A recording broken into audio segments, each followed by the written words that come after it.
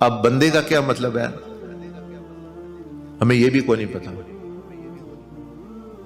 بندہ جو ہے یہ فارسی زبان سے لفظ نکلا ہے اور اس کا مطلب یعنی مفہوم بندنے سے ہے، جیسے باندھا ہوا کوئی چیز، وہ چیز جو کسی چیز سے باندھی ہوئی. تو بندہ اس کو کہتے ہیں کہ جو رب کے حکموں اور رب کے حکموں اور رب کے رسول کے حکموں کے ساتھ بندھا ہوا ہو.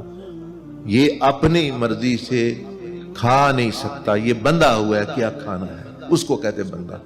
اپنی مرضی سے دیکھ نہیں سکتا، اس کو کہتے بندہ.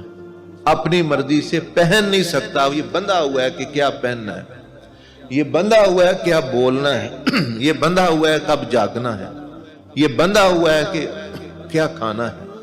تو جو ہر چیز میں بندھا ہوا ہو اتنی رسیوں سے، اس لیے اس کو کہتے بندہ.